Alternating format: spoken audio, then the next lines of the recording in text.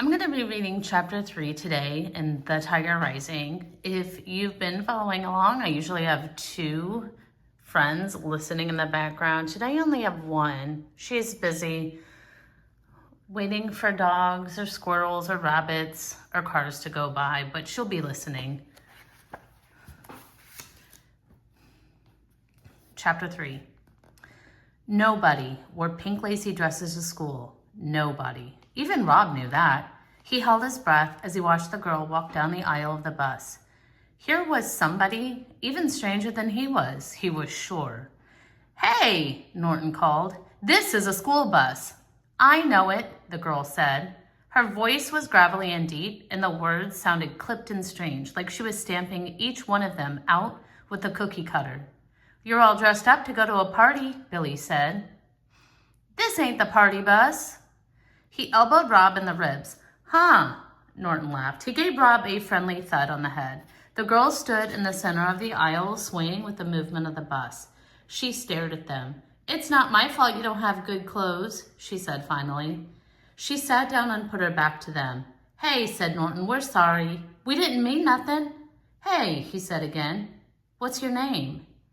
The girl turned and looked at them. She had a sharp nose and a sharp chin and black eyes. "Sistine," she said. "Sistine?"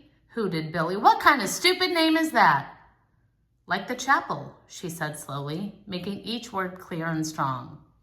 Rob stared at her, amazed. "What are you looking at?" she said to him. Rob shook his head. "Yeah," said Norton. He cuffed Rob on the ear. "What are you staring at, disease boy? Come on," he said to Billy. And together they swaggered up the aisle of the bus and sat in the seat behind the new girl. They whispered things to her, but Rob couldn't hear what they were saying. He thought about the Sistine Chapel. He had seen a picture of it in the big art book that Mrs. Dupree kept on a small shelf behind her desk in the library. The pages of the book were slick and shiny, and each picture made Rob feel cool and sweet inside, like a drink of water on a hot day. Mrs. Dupree let Rob look at the book because he was quiet and good in the library. It was her reward to him. In the book, the picture from the ceiling of the Sistine Chapel showed God reaching out and touching Adam. It was like they were playing a game of tag, like God was making Adam it. It was a beautiful picture.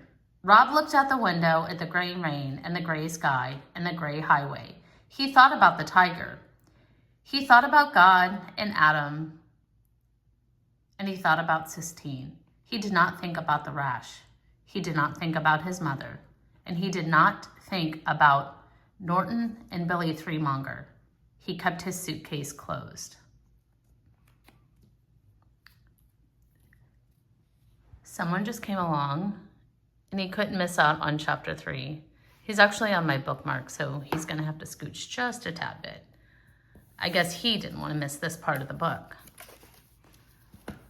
We'll read chapter 4 tomorrow.